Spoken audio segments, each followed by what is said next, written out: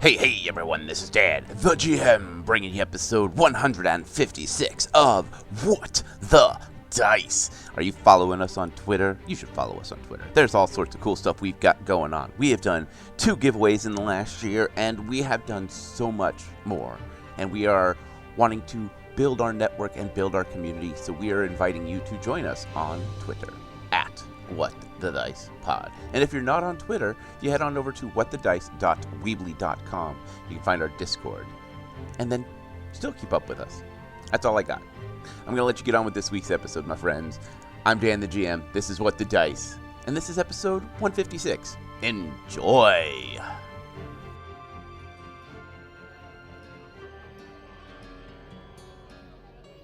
It seems as if the rumor of war has picked up, spreading like wildfire across the plains.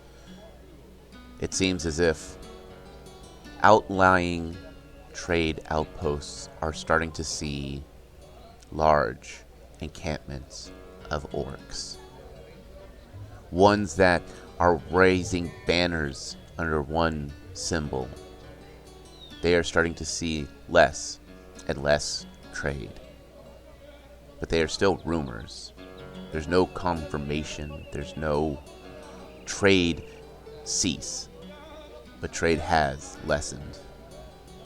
We think on this as we slowly walk down the walkway towards the Storyteller's campsite.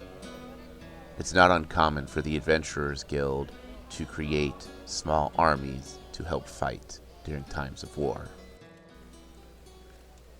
Arriving at the Storyteller's campsite, we look around and we find him sitting in his hut, flipping through the book idly.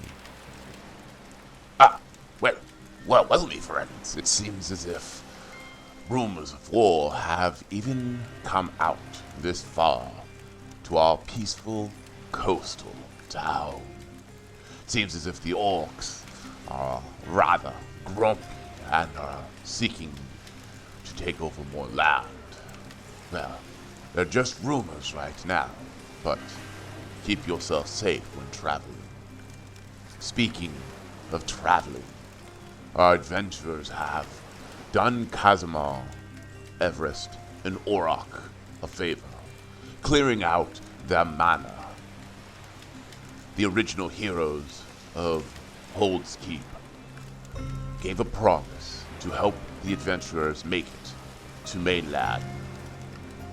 Well, it seems as if it is time for those old heroes to keep good on a promise. What will they find when they get back to the mainland? Only time will tell. So sit back, me friends, relax, and hear me tell.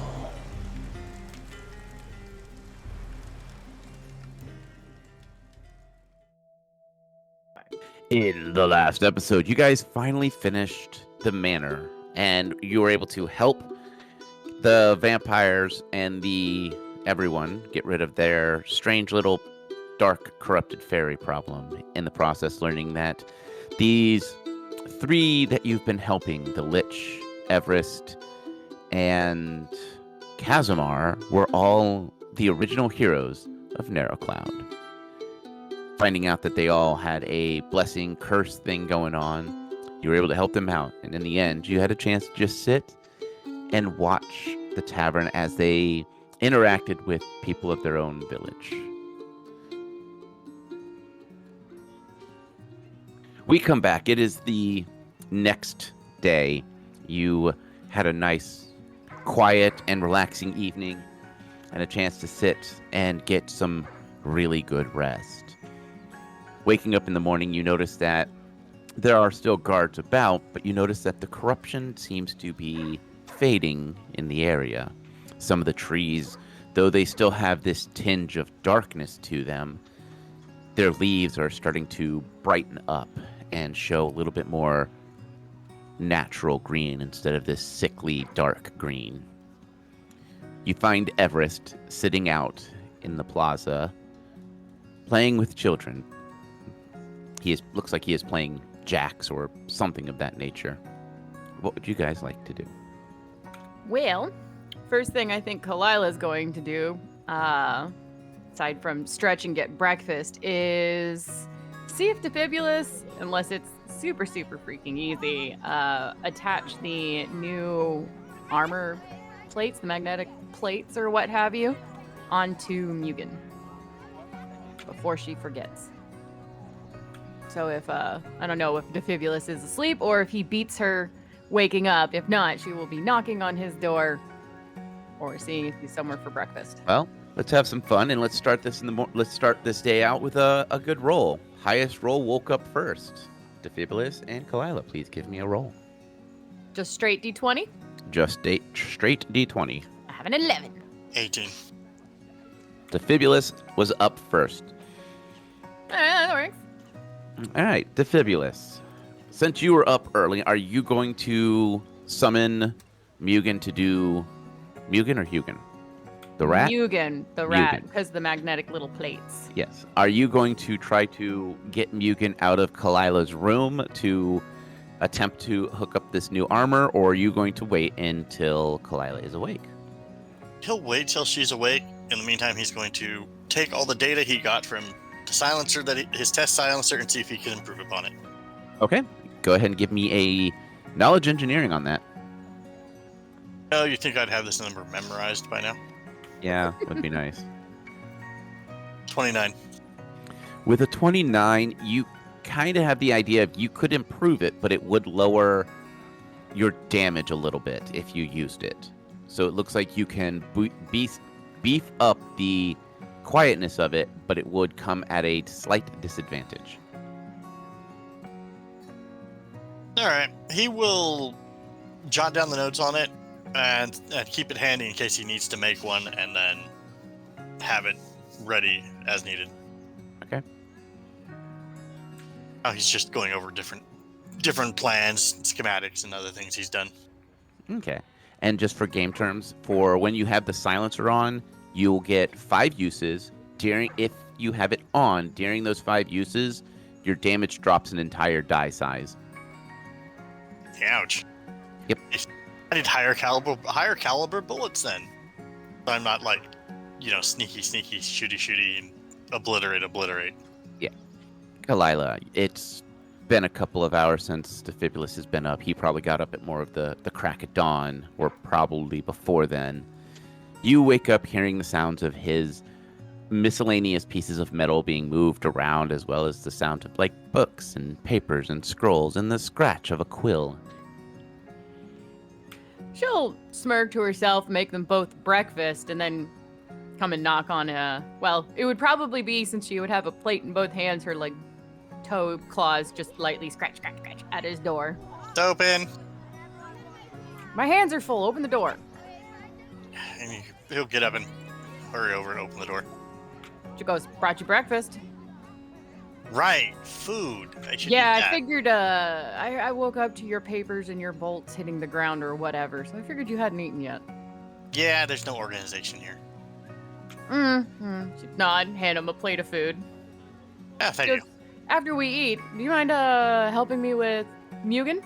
Attaching his new armor? Oh, those clicky plate things. Yeah, I can do that. Fantastic. As long as he doesn't bite me. He won't. Or missile me. Has he ever? No, wait, that was one of those. Not that I can recall. Then you're fine. Chill at breakfast, attach some armor. So for the armor, as you lay out the box that they came in, they are in a wooden box. Cracking the box open, you find that they are kind of hexagonal, about the size of a coin. Very small, and they interlink. But you don't see any instructions on how to attach them. Defibulus, I need a knowledge engineering. 34. With a 34, you stare at them for a little bit, and then you start to see the interlinking pins on the back, so you're able to kind of fashion them into the armor. As you approach Mugen with it, you can feel them pull towards Mugen. As they lock in place, you can see that the little points where the hexes hook into get each other seem to build some kind of slightly glowing interlocking energy web as they completely lock in place.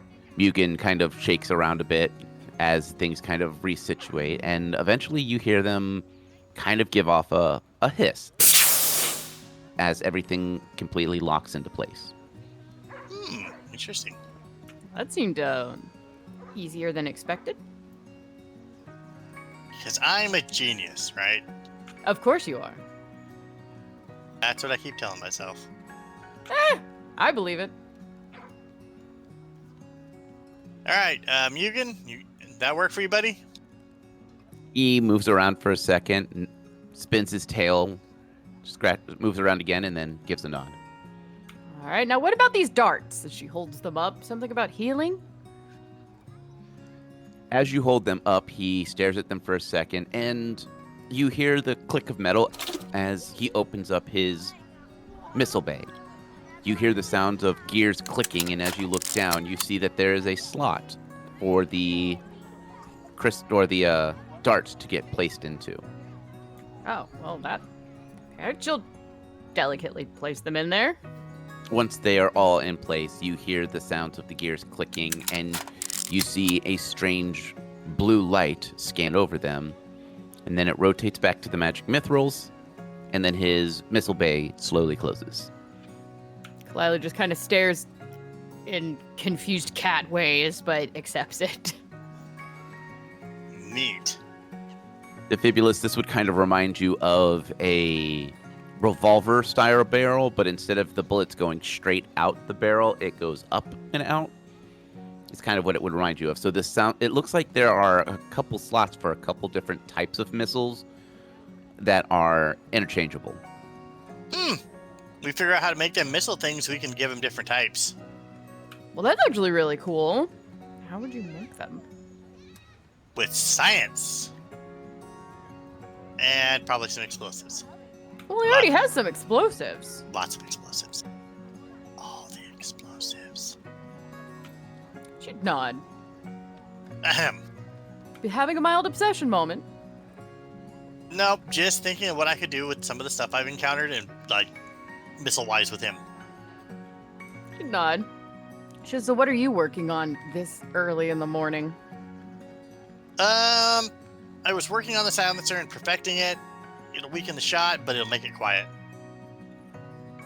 I mean, I appreciate the fact that it's quieter. But other than that, I've been going over notes, drawings, and other such things. Have we gotten our messenger pigeon bird back from, Nicodemus yet? Haven't left the house yet. Or the inn. Yes, an inn. Room. Right. Place where I'm lodging. It's alright. Besides, I figured you'd want me to, like, wait until you were here before I ran off to go do that.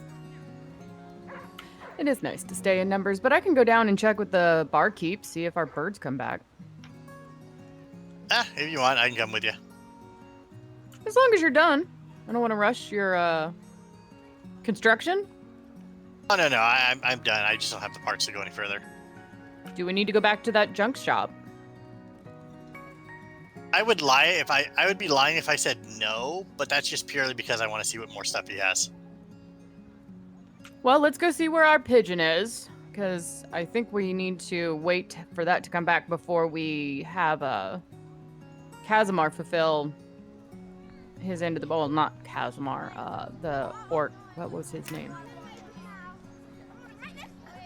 Arok, the lich, fulfill his end of the bargain of getting us to the mainland. Yeah, it's probably a good idea to figure out which way we're going on that. All right, let's go check in with the barkeep, see if our birds come back, and that way we can tell Arok how soon we need to leave.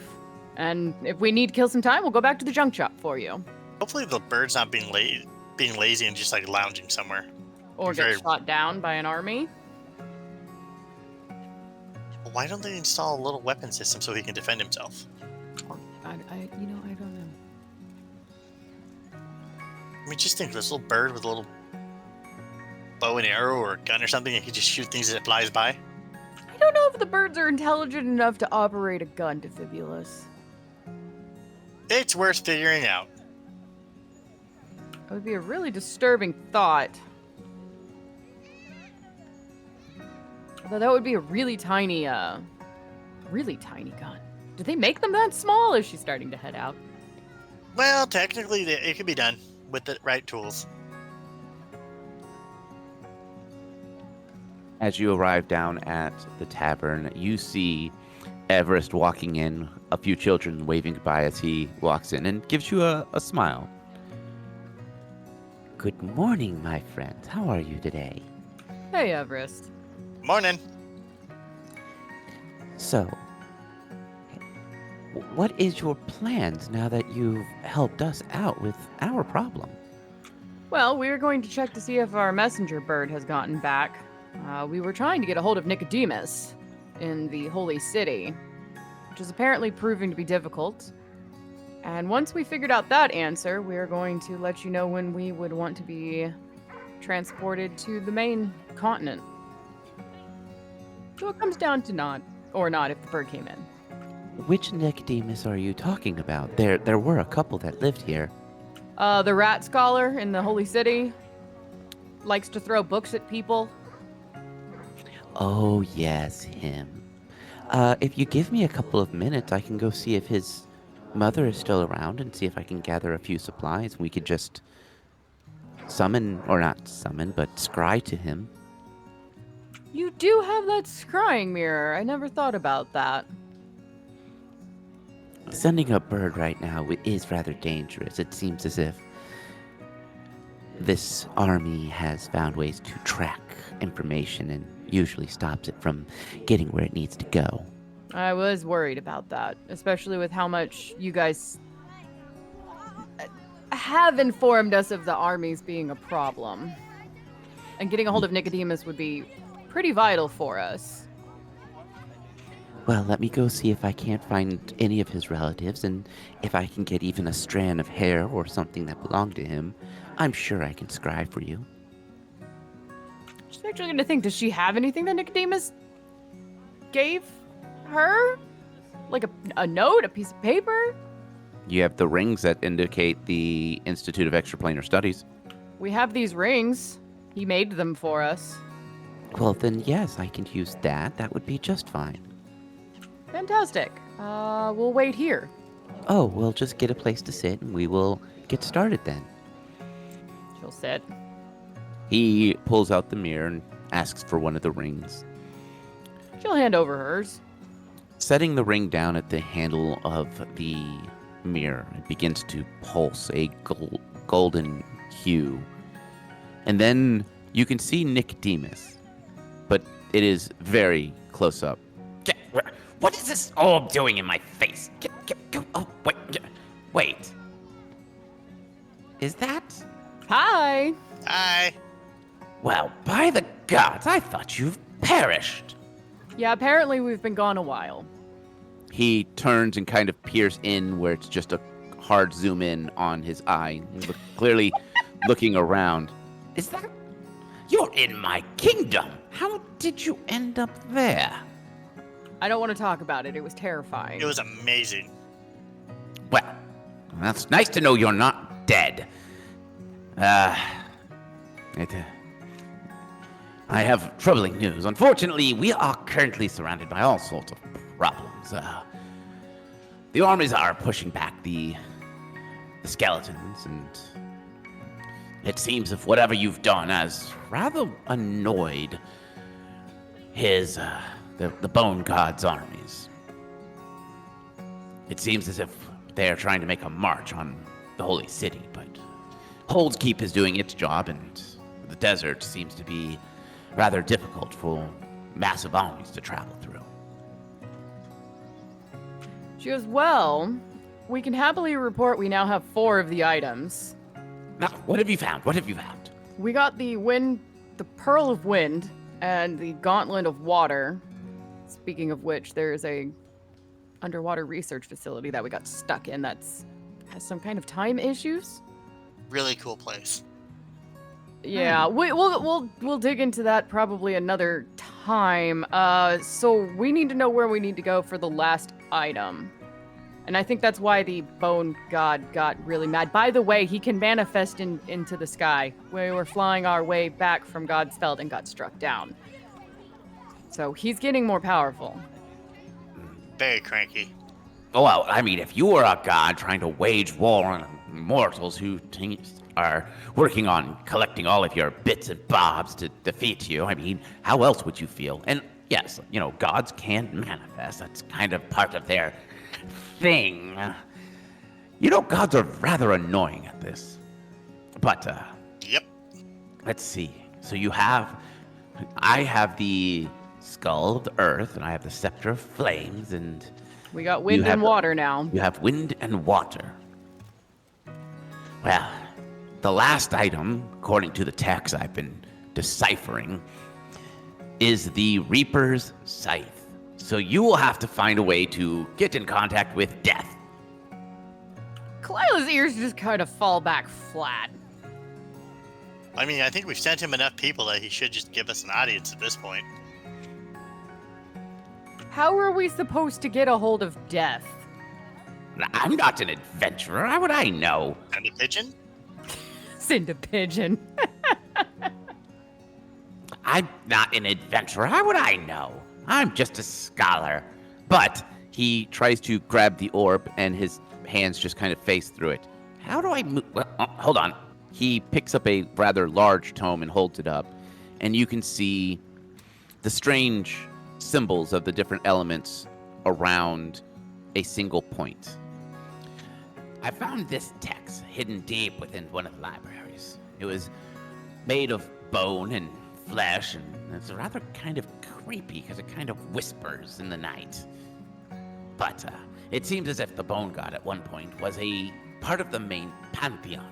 Apparently he did something, or they did something. It refers to them as two, but that's not the point. The point is, it seems the only way for you to defeat a god is to make a god mortal. So, it seems as if what these strange items do is force the bone god into a mortal form. Not an avatar, but actually a legitimate physical manifestation, like mortal manifestation of a god. It is fascinating. Apparently, he is the only god that can have this problem. That seems awfully convenient. Yeah, Well, it is awfully convenient, too. Like I said, this book is rather creepy. Whispers and stuff like that. But some of your family people that know you here may have said hi. We're still trying to figure out how many of you people, of you rat scholar people they know. well, I'm the only rat that became a scholar. Not according to them. Yeah, a couple of them became mages, and some of the rat folk consider them scholars. How's Everest and the training facility going? I hear that they've been teaching children to do magical things and fight. It's adorable. Ah, yes. They give candy out. They do give candy out, but it is adorable. They're still all undead and best friends. She looks Oh. over at Everest. Quick question for you, buddy. Could you look into what was the elf's name again? Kalila, what was his name? Leoris. Yeah. Leoris. Do you have a last name? Leoris is a elven name. Sylvan? It was a part of the heroes of... Lord Sylvan, the king.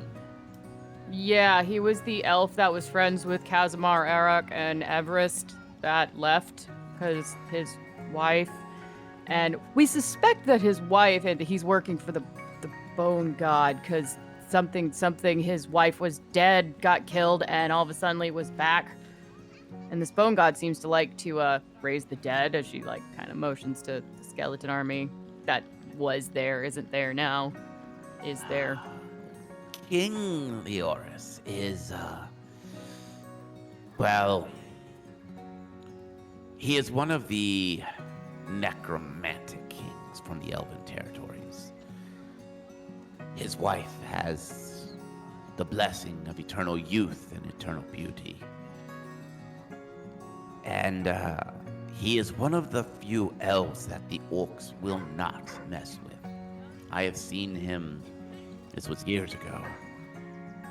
I saw him raise orcs as skeleton warriors to fight other orcs. He doesn't play around, but he's always been on the hero side of the spectrum. Never attacking innocents or anything like that, so I don't know why he would work with something as evil and corrupt as the Bone God. Well, some angry, very corrupt Fae were trying to delete him from history, and they were summoning evil crystals that were like corrupting the very foundations of the house and the building, tried to swallow us. Very black, dark, gooey things in nature. Yes, we actually had a few of those pop up in Hold's Keep, but we were able to destroy it before it kept hold. It seems as if they are formed from an ichor, areas where magic used to be very strong. The magic was absorbed. It creates this negative magic, and it starts to solidify and turn into a corrupting crystal.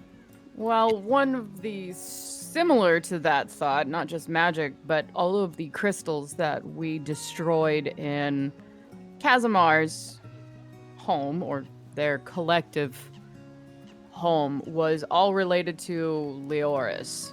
Whether they all gathered there commonly or his room in particular. Well, Casimar was one of the strongest necromancers I've seen in a long time. But we haven't seen much of him.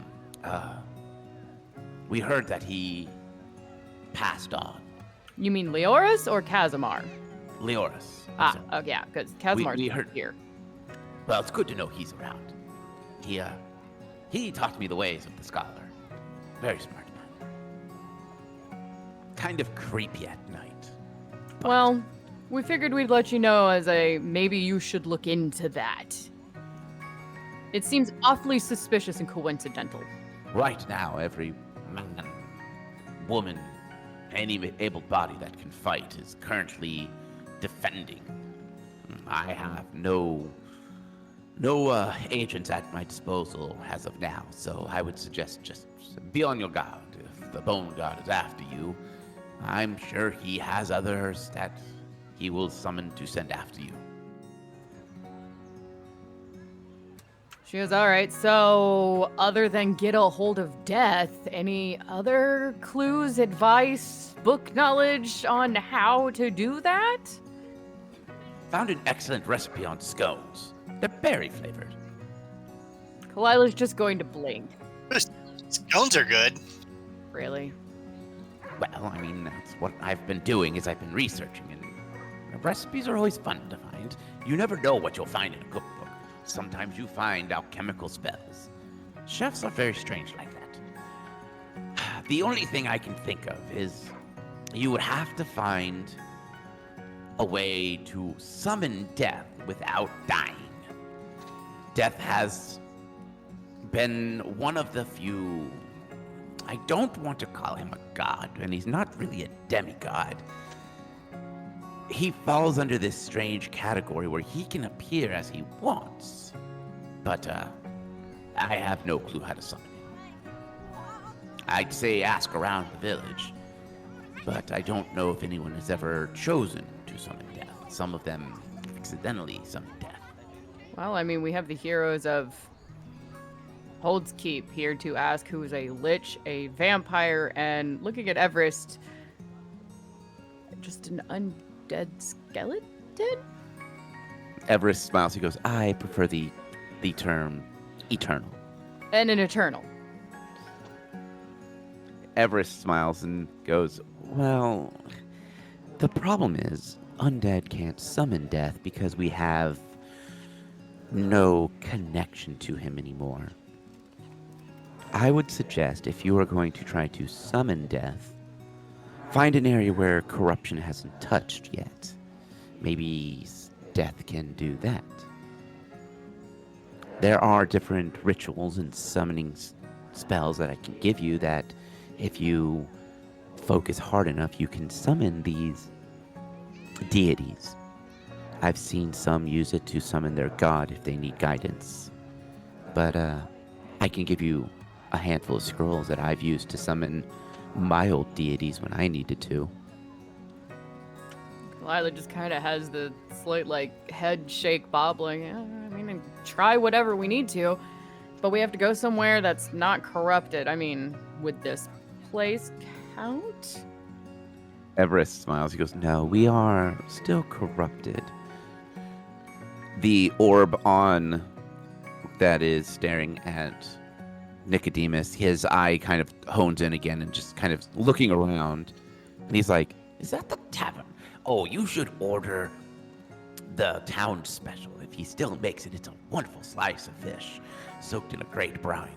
But speaking of uncorrupted areas, it seems as if there are some plains. They would be far west of Holtzkeep.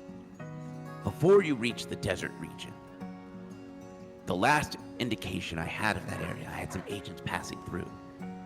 Everything is pure and untouched and no corruption to be found. But there are no villages out there, no reason for the Bone God to go out there. You might luck out and be able to find an area there that is able to be summon things. It's the only untouched space that I know of directly. All right, so we can go out west of Holdskeep. It sounds like the plains underneath the halflings. Yes. She nods. She goes, I'm familiar with at least where that region is.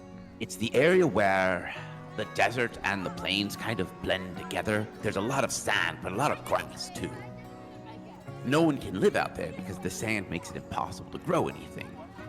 And there's no point to go out there because the sand, it's hot.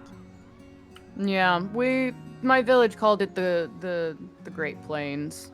Yes. That's all it is just grass and But it's sand. not very great. No, but it is vast. Why don't you call it the vast plains? Ask them, I don't know. You should research why they called it great. I don't have time for that unless you want me to stop studying what the Bone God can do. Oh, wait, that would also cut into the stone recipes, right? Well, no, I already mastered that recipe. It wasn't very hard.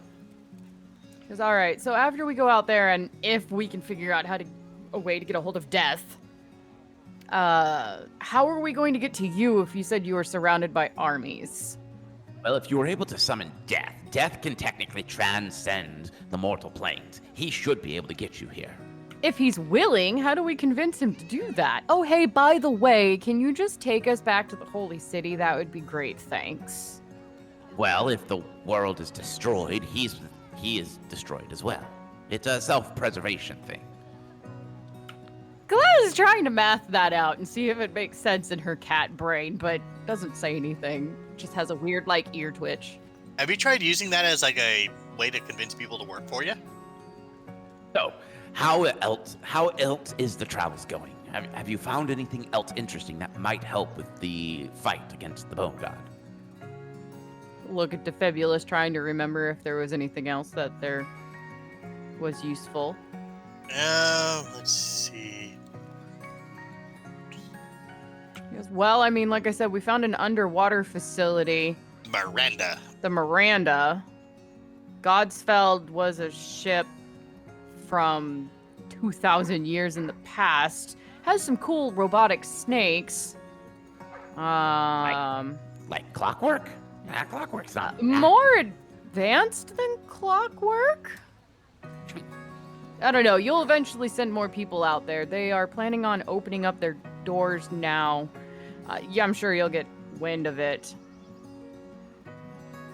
But is there anything else that we found that was useful other than the pearl and the gauntlet? The people in the Miranda, once they figure out how to fix their problems down there, want to come to the surface and, I guess, be part of the world again. It's kind of beyond my scope of things. I'm just a simple scholar. Weird thing is, they think they're 2,000 years in the past. I don't know. Time magic is a weird thing. I don't believe it actually exists, because theoretically, time is linear. It doesn't repeat itself. Oh. And how would you go that far in the future and be that far in the past and have more technology than you do now? That doesn't make sense. Nicodemus, What? stop rambling. The one thing that we did find out, too, Faye is now going to a different continent because the bone god isn't prevalent there. There are only 3 major continents in the world. Yeah, well, both times the bone god struck us down over the water, pulled our ships down underneath, and that's where we found the bone goddess temple. And then the second time we were leaving from Godsfell, we got back onto an airship, which, by the way, what was it called? I forget the name of the ship. We'll get back to you on that. But got struck down. Cut in half. Yeah, when the bone god formed himself in the skies and struck us down, cut the airship in half, it was over open water as well. But Faye got pulled away by her god with the note that he's leaving some other continent alone. Like, there's nothing that has anything to do with the bone god over on that continent. But there are only 3 continents, and you've been to 2, and the last one is... There's no one that lives there. Well, no, there are some people that live there. It's Elven, but we haven't heard of any... No, wait. We have heard of some corruption there. I don't know. With information being very hard to get right now, I'm kind of working mostly blind, but I need to let you go so you can go do whatever you're needing to do, and I'm going to try to figure out what to do. Now that I know you're alive, I can try to contact you via magic chalk. Or maybe I might try this scrying thing. I hear it's actually rather useful. It seems as Everest has it mastered. I'll have to go look into it. Well, maybe we can ask Everest if we can borrow the mirror. Everest just kind of raises an eyebrow of the, like, no. It's a clear no. Okay, well, fine. But no. I hope you regret not giving me magic chalk by now. Sure would have been useful. Could have been able to contact you a lot sooner. Okay, fine. The next time I see you, I will give you some magic chalk. How about that? Thank you. Fine. Oh, by the way, we sent a pigeon. We don't know if it ever made it.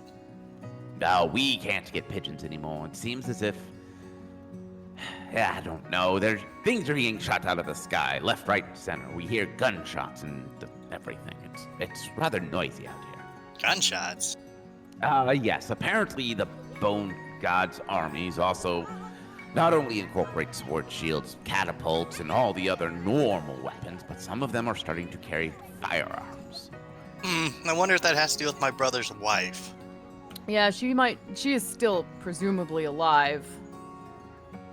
If you guys find her, you can... If I had someone, I'd go send them to go deal with that problem, but I don't have anyone, so I can't deal with that problem. Well, hopefully you'll come across her, and then you'll do what heroes do best.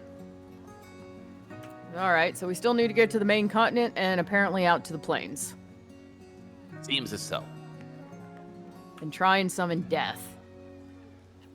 Not the weirdest thing I've heard us do yet. It's up there, though. Is it, though?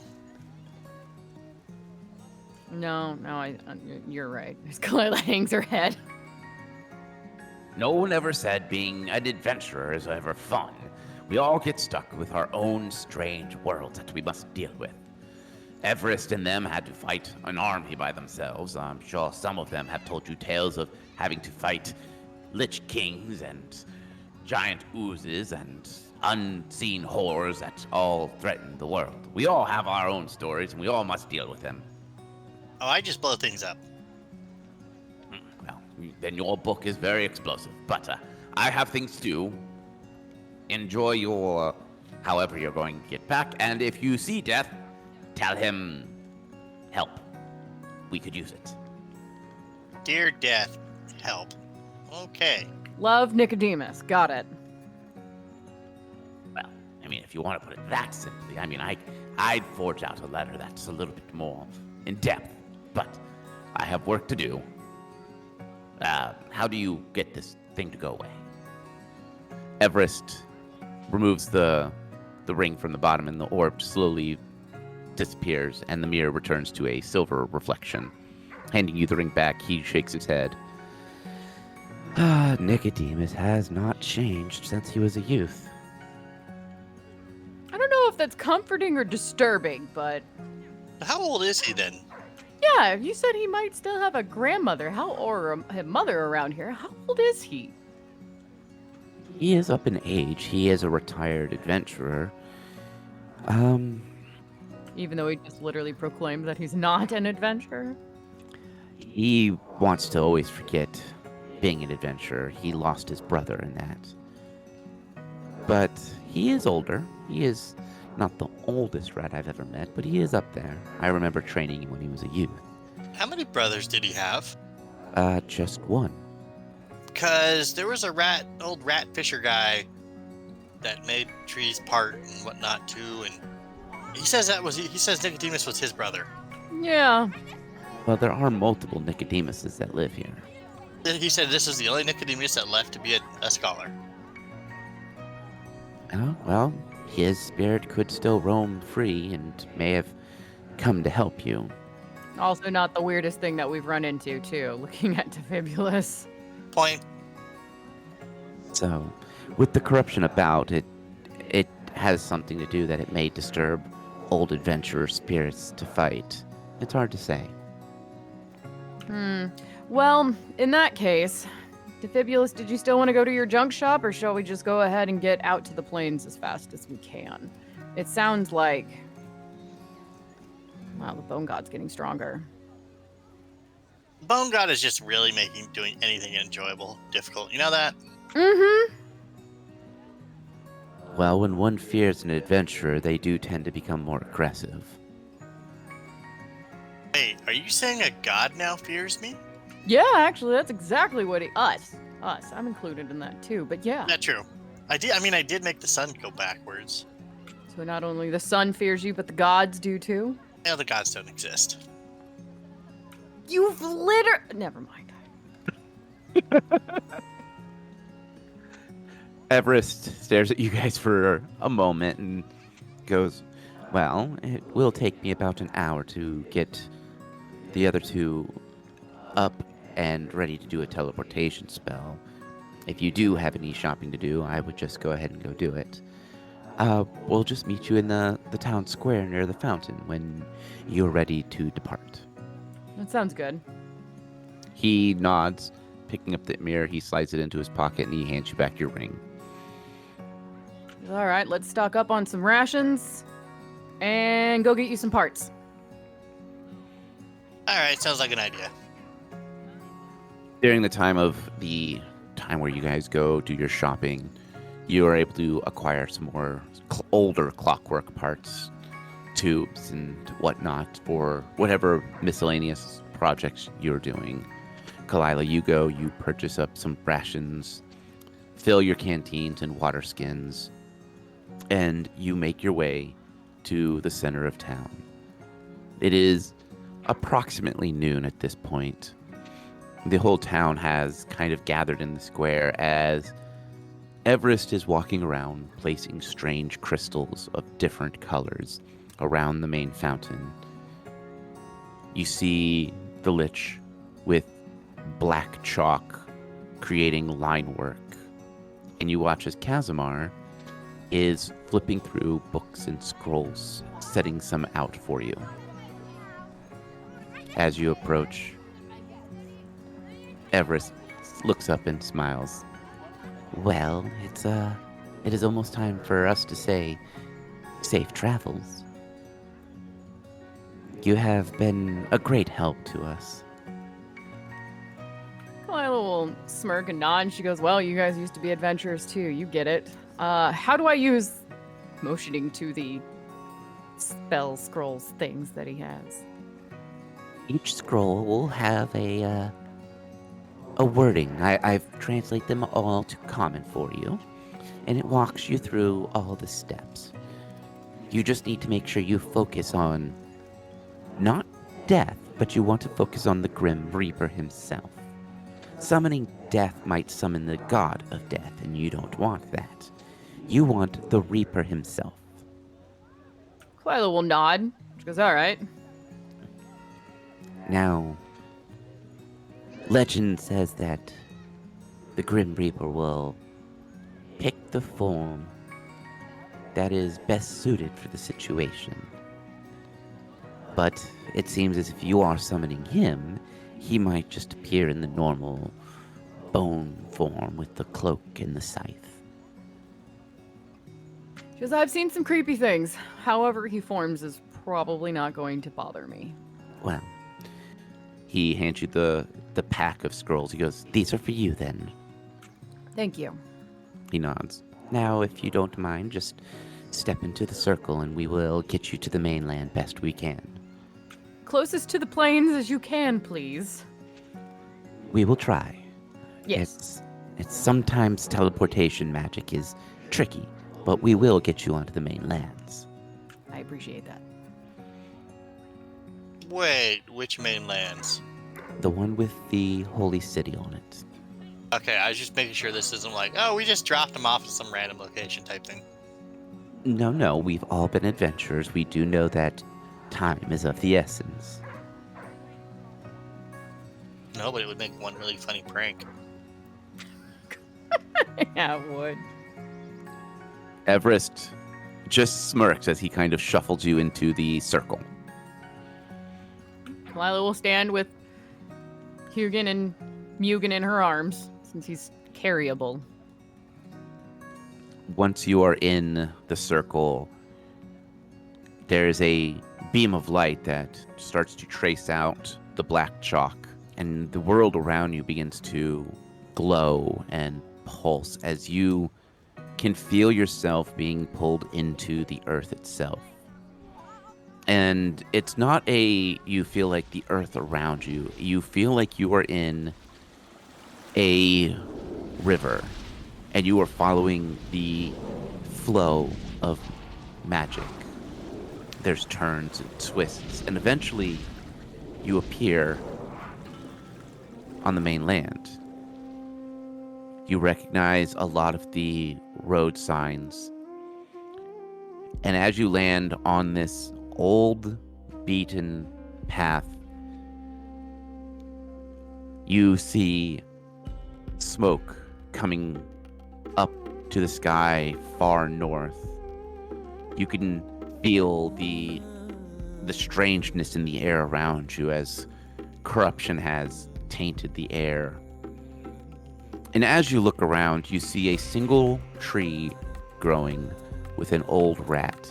His black fur is now turned this off gray, and he is sitting eating a small lunch.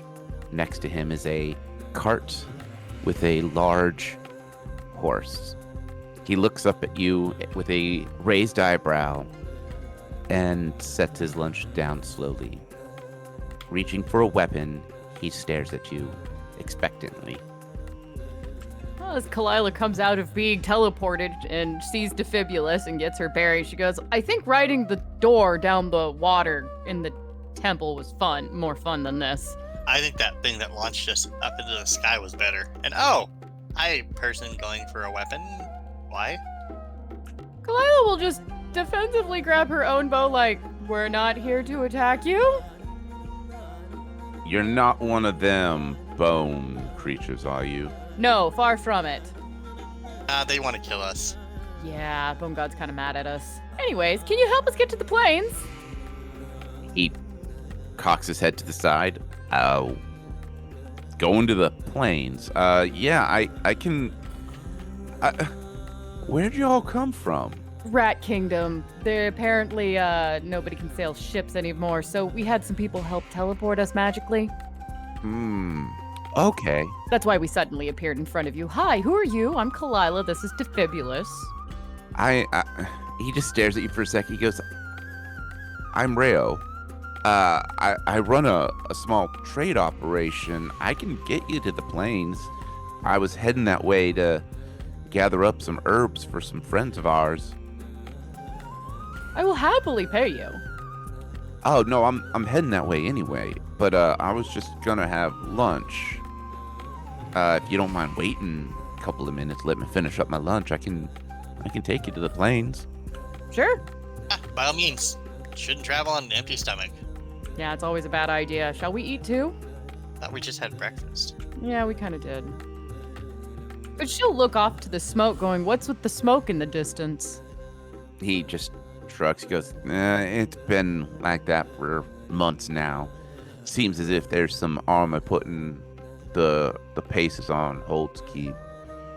Hold's Keep's gotten some new firearms, cannons and what, and it seems as if those cannons are laced with flames and create some nasty smoke. No, the main roads pretty much aren't safe to travel from. About 10 miles north of here, then up. South is still pretty safe if you don't mind paying the high price that the elves make you pay. I didn't know elves may tax their roads. Lately they've been. Interesting. Kind of rude. Well, they say it's an armament charge. They are using magic to protect their roadways, and yeah, if you are not one of their traders, you'll pay them. So, let me just have my lunch and we can skedaddle. Make yourself at home. The cart's what you're going to be in. There's some places to sit. Not super comfortable, but it's something. It's an old ironwood carriage. It's seen a couple of walls now, but it's still strong as it ever. I will not. Oh yeah, Ironwood never gives up. Oh yeah, ironwood. Nice and reliable. Heavy though. Yeah, this ain't the fastest caught in the lands, but it's not failed me yet. She'll nod. She goes, thanks. Enjoy your lunch. She'll find a comfortable spot. I'm kind of curious, Kalaba.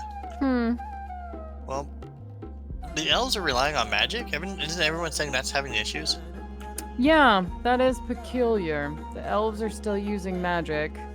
And I'm kind of curious on who gave the cannons to the group. The guns for the Bone God armies? What do you mean cannons to the group? Well, I'm kind of curious in who's sending cannons to Hold's Keep. Or is it the Bone Army was using the cannons against Hold Keep? Hold's Keep is getting the cannons. What the voice in the sky said. So Holds keeps using some cannons. I mean, they have allies. Maybe the dwarves up north have been supplying some cannons, and they're above the dwarves is the gnomes. Maybe the gnomes are making it. I mean, it was more than just your family alone that made things, right? That's true, but there wasn't a lot of people who had gone into cannon. There's a big difference between going from a rifle, a pistol to a, 20-pound cannon. What if I could make a 20-pound cannon into a rifle? Defibulus will sit there and go lost in thought on the concept of converting a cannon into a rifle. Well, I mean, the Holy City does have allies everywhere and has lots of trade. What other gnomes or dwarves families do you know that makes cannons? There had to have been more than just your family. Unless Lily's gun company's providing it. They were pretty friendly. That could be them, They were that too. far over, though. Well, I mean, you saw them over here, or you met Lily over here. Maybe she did some trade agreements while she was here with the Holy Kingdom, Holy City. Highly possible. Still interesting, though. Well, I mean, with the kingdom under attack, you typically send out and ask for help. And if there's giant undead armies rampaging, they're probably going to go after you next, right? I mean, it's kind of what armies do. I wonder if they'll send an army after us. You know, I'm kind of surprised they haven't, but that means that they have to find us. And apparently we've been, hard to find. Well, we do seem to cause a lot of trouble where we go. 'Cause, yeah. What perplexes me is why is the bone god focusing on us and the holy city and old Hold's Keep because of its past? Like, what if the whole thing with Leoris, like, what if he's not dead or retired? Old King Leoris. Oh, no one's heard, like, as Nicodemus said, or what have you, that they haven't heard much about him. Do you think I mean, think about it, right? His wife dies in front of him, all of a sudden comes back and is like this beautiful queen. How can you still be beautiful? Look how old those guys were. Well, Age cuts up with everybody, even if you're an elf. well, yeah, but like I suspected, I'm pretty sure the Bone God has something to do with that. I don't know. Do you think he could be angry at having to defend Hold's Keep, that he's trying to erase it by sending undead against it? I mean, it was one of the first kingdoms attacked, right? And Leoris went down to the what was an elf, right? And they said that it made friends or went down close to the orcs, and the orcs, who had the scepter of fire, went after Holt's Keep. Which, I mean, okay, they didn't know that they ran here to the Rat Kingdom, and Holt's Keep was the first place attacked from the Bone God. I think there's more going on than we've been told. I just really hope the Bone God isn't the Reaper gone rogue. Last thing we want to do is accidentally try and summon the Reaper, and it turns out to be the Bone God. Well, then we just deal with him right then and there. I mean, yeah, I guess that would work, theoretically. We're allowed to do that, right? Yeah, we're allowed to do that, but what I don't understand is that we have to get his scythe. Which, you know, lore, legend, religion, blah, blah, blah. That's what the Reaper uses to take your soul. So we have to ask him for his scythe. Just tell him we're gonna borrow it and we'll give it back as soon as we're done. I mean, that's not a lie. That is true. I mean, what are the reason? But I mean, all of these other items, the 4 elements, earth, air, fire, water, okay, whatever form they appear in, whether it's a pearl, a gauntlet, a scepter, or a skull, whatever. Why is the Bone God going after the Hold's Keep and the Holy City if we're the ones with the items? Well, let's see. We left a couple of them at the Holy City with Nicodemus, right? Yeah, he has 2 of them. That is true. So he could be thinking that going after those 2 to stop us from the items.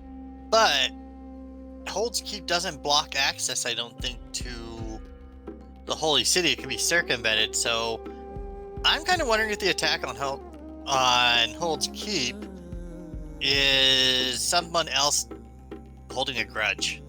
You know, I really do believe that too, because there's, you know, she'll pull out one of the world maps that I'm sure they have. She goes, you could just cut up through this grassland. There's no reason. There's hardly, like, maybe some small villages and some farms and what have you, but, like, Hold's Keep is completely out of the way. Well, that, and it's like an undead army wouldn't have to worry about stopping for food, worrying about the heat. So why would you not just cut out the middleman, just go for the gold, so to speak? Because my cat instincts is saying Leoris has something to do with this, and I think your instincts that Leoris is in it with the Bone God's right, too. Maybe Leoris wants vengeance for what happened at Hold's Keep, and the Bone God gave it to him along with the wife. I think we're onto something here. Or we're completely, absolutely grasping at random things. Yeah, but what else would make sense? Penguins. Just look at him like, what? Exactly. With that, as the Rat Rayo watches you two have this conversation and eating his lunch with a strange look on his face, we are going to end this week's episode here.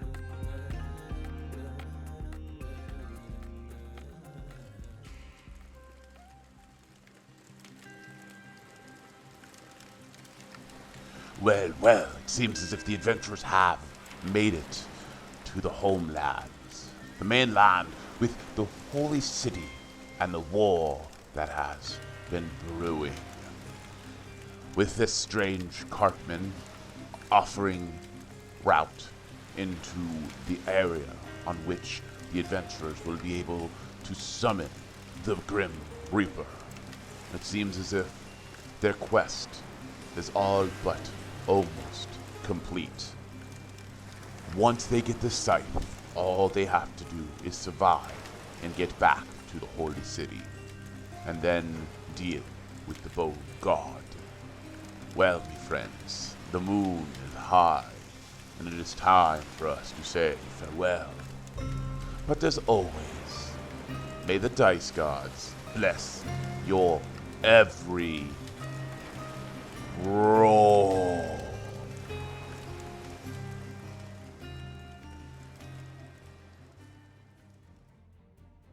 We here at What the Dice would like to thank Paizo for creating Pathfinder, Epidemic Sound for our music, as well as Sirenscape for our sound effects. If you would like to reach out to us, you can do so on Facebook at What the Dice Pod, Twitter at What the Dice Pod, and of course email whatthedicepod@gmail.com. And if you liked our little adventure, please share us with your friends and rate and review us.